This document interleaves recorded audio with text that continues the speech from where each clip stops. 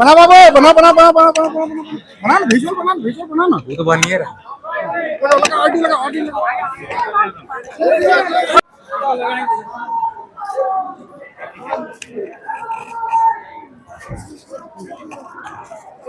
बना बना बना बना बना बना बना बना।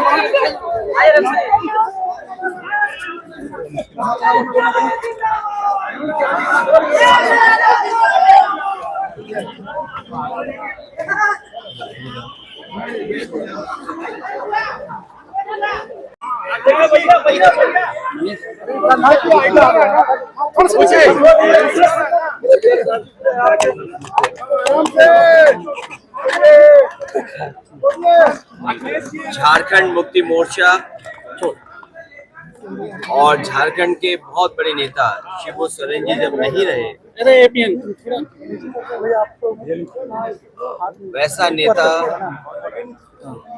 जो जल जंगल जमीन से जुड़ा हुआ, दीपक थोड़ा नीचे। शिबू सोरेन जी ने आदिवासी भाई बहनों की तकलीफ, परेशानी और अन्याय जो उनके साथ हुआ, उसके लिए जीवन भर संघर्ष किया।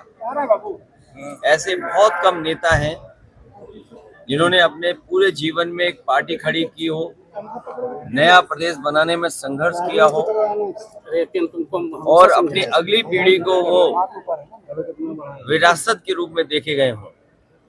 आज मैं झारखंड मुक्ति मोर्चा और झारखंड के मुख्यमंत्री हेमंत सोरेन जी से मिलने आया हूँ। उनके इस दुख में मैं शामिल होने आया हूँ। उनके सभी साथी सहयोगी जो दुखी हैं क्योंकि शिबू सोरेन जैसा नेता उन्होंने खोया है। वैसा नेता बनना होना बहुत मुश्किल काम है। उनका पूरा जीवन संघर्ष से भरा रहा।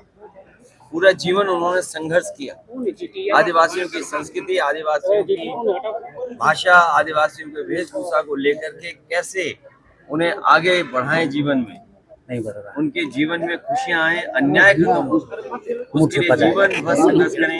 हेमंत सोरेन जी मुख्यमंत्री झारखंड को एक विरासत में न केवल विचारधारा मिली है बल्कि एक पिता का लंबा संघर्ष के बाद जो उन्हें एक विरासत में चीजें मिली, मुझे उम्मीद है कि वो उस विरासत को और आगे बढ़ाने का काम करेंगे और शिबू सोरेन जी के रास्ते पर चल करके इस प्रदेश को और खुशहाल और आदिवासी भाई बहनों को सम्मान दिलाने का काम करेंगे। सर, एफआईआर के मुद्दे पे क्यों भाग रही है केंद्र सरकार?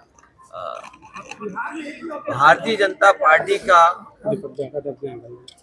सबसे बड़ा काम है साजिश करना, षड्यंत्र करना, और जब बुनियादी सवालों के जवाब उनके पास नहीं है तो चुनाव में किस तरीके से षड्यंत्र करें, चुनाव में कैसे हेराफेरी करें।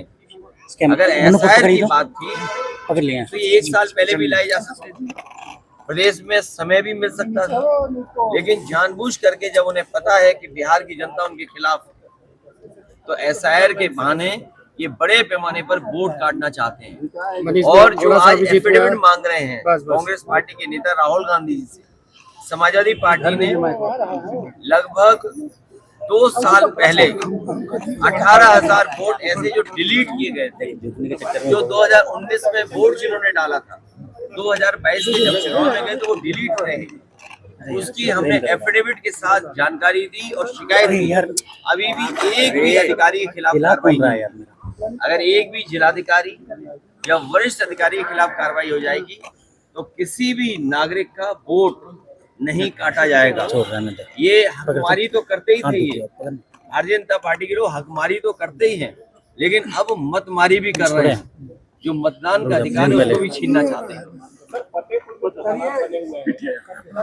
ये फतेहपुर में जो कुछ हुआ है वो दुर्भाग्यपूर्ण है और भारतीय जनता पार्टी पे जब अपनी उपलब्धियां खत्म हो जाती हैं तो उनका वो सोची समझी जो रणनीति है जो अंग्रेजों से लिया उन्होंने, भारतीय जनता पार्टी की पूरी विचारधारा अंग्रेजों से दी गई है। डिवाइड एंड रूल, हिंदू मुसलमान के बीच में नफरत फैलाना।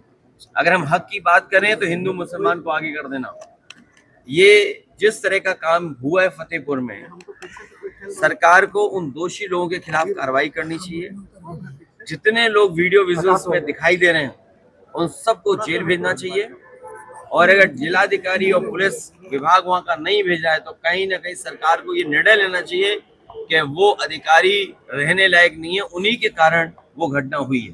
सर ये संसद से